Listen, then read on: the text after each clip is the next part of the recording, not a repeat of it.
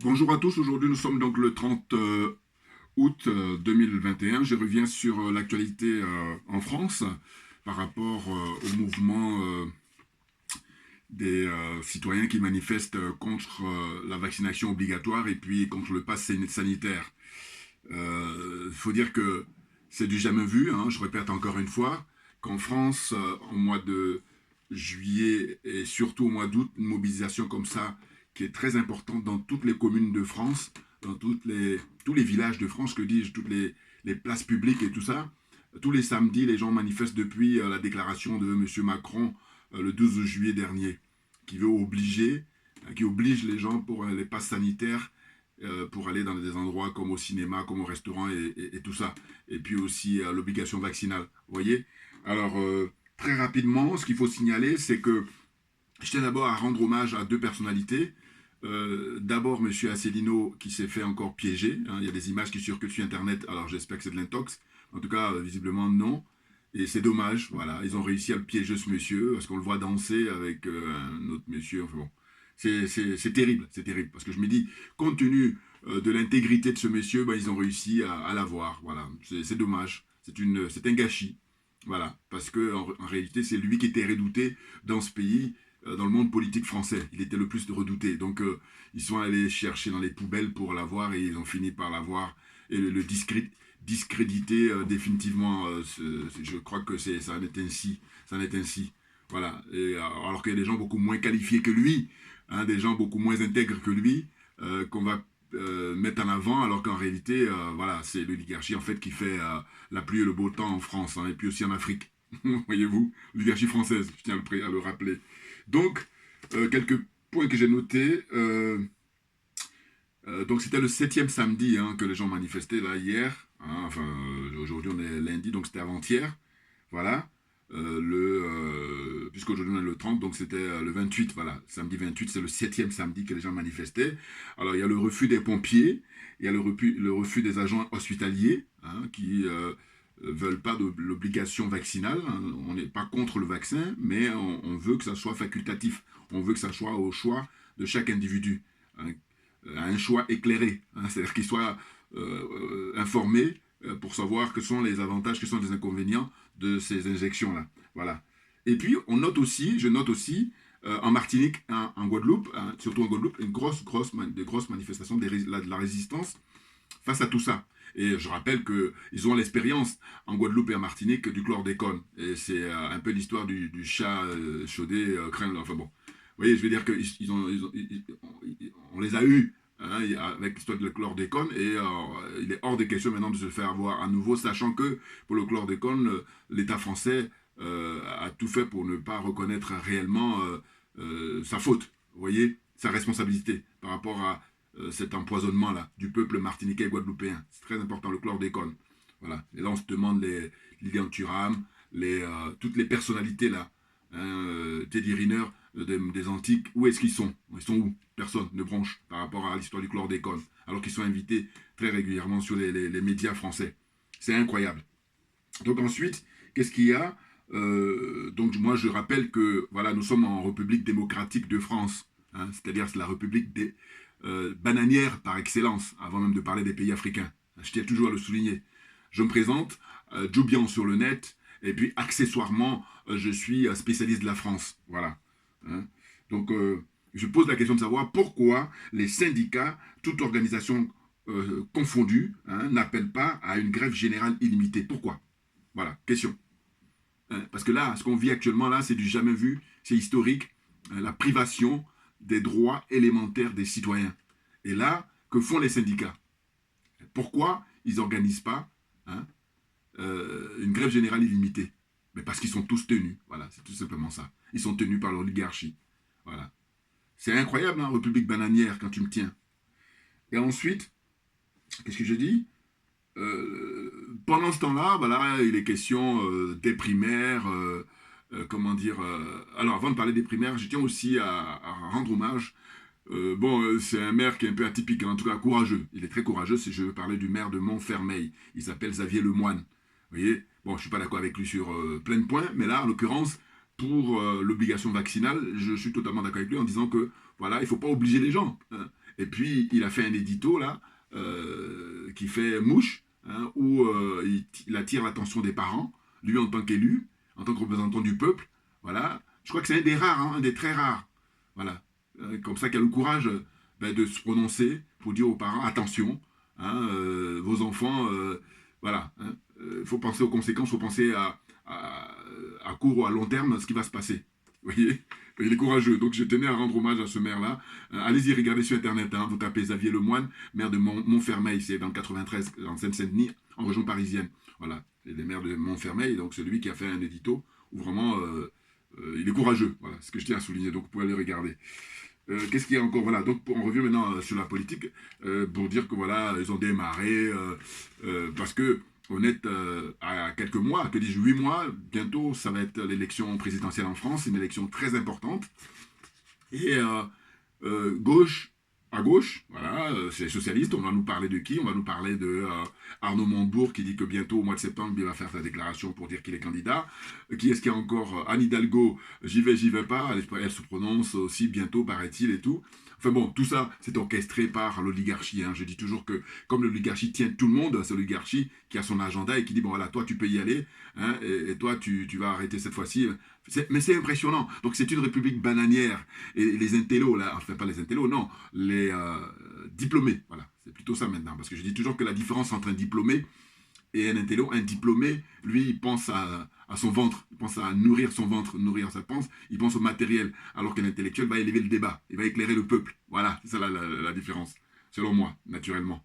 Vous voyez qu'est-ce qu'il y a encore donc, côté droite, il y a, comment dire, Xavier Bertrand, qui lui dit que il ne va pas y aller. Il ne veut pas aller aux primaires, parce qu'il voilà, il va organiser des primaires pour savoir qui est le meilleur pour pouvoir représenter la bannière des Républicains. Là, et lui dit non. Non, moi ça ne m'intéresse pas. Et donc, il y a Valérie Pécresse qui a déclaré qu'elle est candidate et tout, voilà, aux primaires. Hein. Et puis, après Valérie Pécresse, il y a, comment dire, Michel Barnier, voilà. Voilà, il devait être entendu devant les juges là-bas par rapport à la Côte d'Ivoire, hein, entre autres, par exemple. Hein. Et puis, qui est encore... il y a d'autres personnalités qui se sont déclarées pour les primaires, mais je crois savoir que c'est Xavier Bertrand seul qui lui dit non, ça ne m'intéresse pas. Donc, il faut se poser la question de savoir pourquoi lui, il dit que ça ne l'intéresse pas. Alors, à la limite, on peut dire, bon, on peut comprendre, mais dans ce cas-là, il va représenter qui? Je veux dire, est-ce qu'il va aller aux élections sous la bannière sans étiquette ou alors avec l'étiquette des Républicains? C'est la question que je me suis posée, moi, parce que je dis, évidemment que on est libre chacun de choisir ce qu'on veut, encore que bon, c'est un membre important de parti républicain, hein, anciennement l'UMP, et tout ça, il a été ministre sous Sarkozy, enfin bon. Donc ce monsieur aujourd'hui, il se sent très fort, hein, limite même c'est un mépris vis-à-vis des autres, qui sont avec lui, alors que en réalité ils ont aussi les mêmes qualités au sens de les attributions ou les mandats qu'il a. Il est président de région, Valérie Pécresse également elle est présidente de région. Il y a même aussi un autre là, dont j'oublie le nom, un peu plus jeune, qui est aussi président de région en Rhône-Alpes là-bas. Bon, mais lui il paraît qu'il a retiré sa candidature. Je sais plus comment il s'appelle, j'oublie son nom. Bon, tout ça c'est du folklore, voilà, c'est des mises en scène, c'est du toc, c'est pour donner l'impression, mais en réalité la démocratie française elle n'existe pas. Voilà. C'est-à-dire que je compare toujours, je vous dis, avec l'Angleterre, avec la démocratie anglaise, hein, qui est voilà, plus expérimentée, hein, allemande, hein, espagnole, italienne, comment dire encore, hein, tous ces pays européens. Là, quand je compare la France, je dis la France n'est pas... Elle est disqualifiée, la France, voilà, en matière démocratique. Ils sont disqualifiés. Parce que tout ce qu'ils font là, c'est les mises en scène, c'est du toc, c'est du faux. Voilà. La plupart des gens ne comprennent pas parce que c'est tellement bien fait. Et ils ont les moyens pour pouvoir, justement... influencer plus d'un pour que ça donne l'impression que les choses marchent bien alors que non, c'est pas vrai. Tout ça est artificiel, voilà, tout ça est organisé.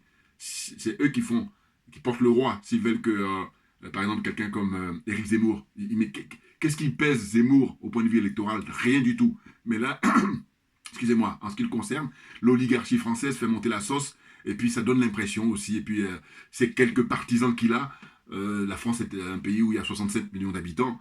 Écoutez, si la démocratie était réelle et respectée, Zemmour représente combien? 0,00, je sais pas. Donc que dalle, rien du tout. Mais là, il donne l'impression, avant qu'on arrive au mois d'avril, que oui, il est soutenu. Et ben, tout ça, c'est pour faire diversion, tout ça, c'est pour brouiller les pistes. Hein. C'est pour donner l'impression, moi je vous dis, c'est pour donner l'impression que en France, il y a la démocratie qui marche, alors que non. Hein. Vous comprenez? Donc, qu'est-ce qu'il y a d'autre encore? euh, La candidature Zemmour, donc j'ai signalé. Hein, je dis d'ailleurs que, regardez ce qui arrive au pauvre Asselineau. Bon, mais M. Asselineau, encore, il peut se vanter d'avoir un parti politique, d'une part, et d'autre part, d'avoir des adhérents. Hein, je crois beaucoup, quelque chose de plus de 30 000 adhérents, si je ne me trompe pas, à jour de leur cotisation. Attention, tout le monde ne peut pas se prévaloir de ça, hein, parce qu'il y en a qui vont dire qu'ils ont des adhérents, mais quand tu vas vérifier dans leur compte, eh ben, quand ils vont dire qu'on a, je sais pas moi, 15 000 adhérents, eh ben, on va voir qu'il y a peut-être 100 ou 200 qui cotisent. Donc ça n'a pas de sens. C'est du faux. Ce qui est important, c'est ceux qui sont à jour de leur cotisation. C'est ça qui donne les chiffres réels. Vous comprenez? Voilà. Donc, pour cette vidéo d'aujourd'hui, je disais que, en fait, il y a un bras de fer, évidemment, qui est établi entre le peuple et puis la classe dirigeante, représentée par M. Macron, mais qui est là le porte-parole de l'oligarchie. Et à vrai dire, il minimise la portée des manifestations, alors que ce qui est extraordinaire, c'est le fait que ces manifestations-là ont lieu en été. Or, on sait très bien depuis très longtemps qu'en France, pendant l'été, c'est la pause, et que les Français en profitent pour justement vaquer à leurs occupations au niveau des congés, les congés payés qu'ils ont obtenus après la guerre, et tout ça. Vous voyez, eh ben, au mois de juillet-août, très, très souvent, eh ben, c'est le calme plat, voilà, au niveau des activités. Et c'est ainsi que, justement, les hommes politiques en France, ceux qui sont au pouvoir en général, eh ben, ils profitent du mois de juillet-août pour faire passer leurs lois, justement, en catimini. C'est connu, hein, c'est une tradition française. Or là, ce qu'on constate, c'est qu'il y a beaucoup, beaucoup de gens qui manifestent, et puis là, il y a une tendance comme ça à minimiser, et même, je dirais que, encore pire, c'est que le côté mépris, ils vont jusqu'à comparer ces manifestations-là, qui sont comment dire, contre l'obligation vaccinale, et puis contre les passes sanitaires au mouvement des Gilets jaunes. Bon, moi je suis un gilet jaune, hein, et fier de l'être, vous comprenez, je l'affiche partout, voilà. Mais ce que je voulais dire, c'est que, en fait, le mouvement de maintenant, là, qui a démarré depuis, qui est dans la 5e semaine, mais il est beaucoup plus important que le mouvement des Gilets jaunes, naturellement, sachant que, enfin, encore que les Gilets jaunes, s'il n'y avait pas cette agression comme ça, éborgner plus de 30 personnes, ben, ils auraient eu un succès fou. Mais c'est fait exprès, c'est le but, justement, pour décourager les gens, pour dissuader les gens d'aller manifester dans un pays qui, soi-disant, est démocratique. Non, c'est pour ça que quand je suis à l'aise pour disqualifier la France, il y a tellement de preuves, il y a tellement de, comment on appelle, d'éléments pour pouvoir mettre sur la table, pour dire, voilà, c'est compte tenu de tous ces éléments-là que la France est disqualifiée. Hein. Elle ne mérite pas d'être considérée comme un pays démocratique. C'est clair. Hein. La mise en scène, oui. Hein. Faire croire aux gens, oui. Donner l'illusion aux gens, oui. Et puis aussi, comment dire, flatter l'orgueil des Français, depuis tout petit. Hein, au berceau, on flatte leur orgueil. Le fait de dire qu'on est dans le pays des droits de l'homme, c'est du bidon. Droits de l'homme de qui? Quel homme? Voilà, allez nous expliquer ça aujourd'hui au XXIe siècle. C'est de ça dont il s'agit. On est là pour démasquer cette escroquerie qui a assez duré. N'importe quoi. Alors, donc je vais terminer. Hein, donc, c'est une pseudo-démocratie, comme je disais, hein, qui perdure grâce à l'argent, grâce à l'argent de l'Afrique. Ah oui, mais ça, c'est tabou. mais tous les diplômés français, là, c'est tabou. Il ne faut pas aller là-bas. Mais un jour ou un autre, il va falloir qu'ils se prononcent là-dessus. Et moi, je dirais que j'ai une fierté comme ça. Par exemple, dans mes vidéos, je le rappelle constamment. Et là, on est en 2020, sachant que je l'ai dit déjà en 2019 et en 2020. Enfin, on est en 2021 plutôt, excusez-moi. Donc, je l'ai déjà dit en 2019, je l'ai dit en 2020, et là, je le dis maintenant en 2021, que c'est grâce... Enfin, je le dis, non, mais tout le monde le sait, mais ce que je dénonce, c'est que je dis, pourquoi des gens très connus, qui ont pion sur rue, qui sont invités sur les grandes ondes, à la radio, à la télévision, ne disent pas, pourquoi ils ne disent pas ça? Parce que ça aurait une portée historique, puis ça aurait plus de poids que moi, parce que moi je suis un citoyen ordinaire, avec mes petites vidéos là, bon voilà, ça parle à la portée que peut avoir quelqu'un qui est invité sur TF1 ou France 2 ou je ne sais quoi encore, vous comprenez? Voilà, ou TV5 ou RFI, tu dis, c'est l'argent des Africains qui permet à ce qu'il y ait de l'animation démocratique en France. Pseudo-animation d'ailleurs.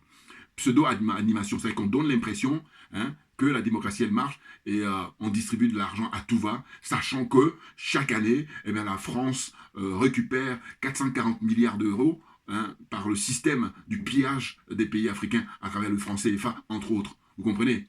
Voilà. Donc c'est de ça dont il s'agit. Et moi, mon souhait, je vais le dire tout le temps, constamment, sans arrêt, sans cesse, c'est de dire que faut que ça soit mis sur la table pour que les Français le sachent définitivement. Il y en a beaucoup qui le savent, mais ils font semblant parce que c'est tabou.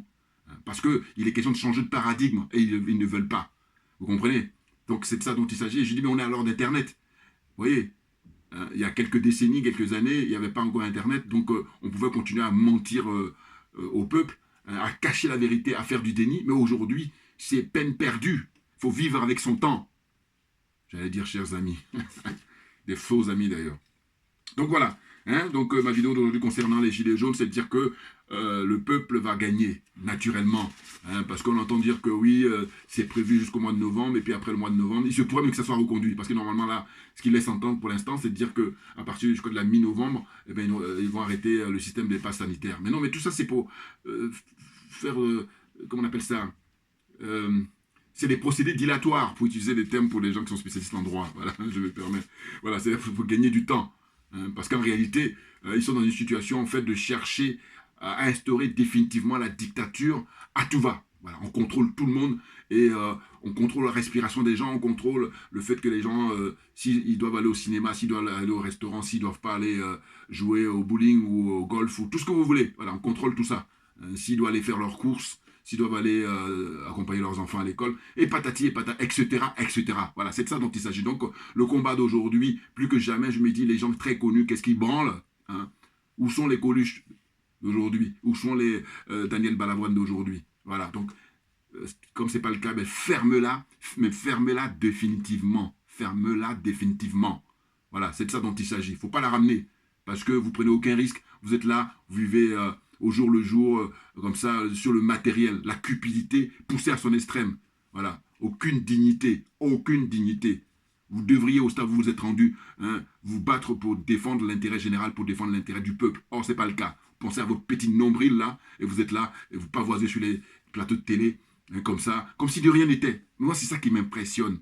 Comme si de rien n'était. Je dis, mais on n'est pas sur la même planète. Le moins qu'on puisse dire, c'est ça. Vous comprenez? Voilà, donc c'est ce que je voulais dire aujourd'hui, mais moi je suis très optimiste pour la suite des événements parce qu'il est clair que quand on regarde le nombre de personnes qui manifestent tous les samedis, c'est clair que les carottes sont cuites et que les autres, ils font le malin, mais ils savent très bien, et d'ailleurs les RG, les renseignements généraux sont là pour ça, ils savent très bien la portée des manifestations, que par conséquent, à un moment donné, il faut, faut respecter le peuple, il faut lui redonner ses droits, vous voyez, il faut enterrer définitivement aux chiottes ces projets-là, hein, d'asservissement, hein, d'apartheid, de séparation comme ça des gens en disant voilà, toi tu es vacciné, toi tu ne l'es pas, toi tu as la passe, toi tu n'as pas de passe, toi tu peux voyager, tu peux prendre le TGV, tu peux prendre l'avion, n'importe quoi, n'importe quoi. Et après ça les gens ils se disent qu'ils sont évolués. Évolués en quel sens? Non, la régression au niveau mental, au niveau intellectuel, mais ça a battu tous les records. Mais bien entendu, non mais n'importe quoi, franchement, les diplômés là, les cupides. Bon, merci à vous pour votre attention. On lâche rien parce qu'on a raison. Il n'est pas question de raser les murs quand on a raison. Voilà, c'est les autres qui doivent raser les murs. Lâche rien et voilà, on va gagner, c'est évident. Donc gardez la pêche, on lâche rien, on ira jusqu'au bout. Merci bien pour votre attention.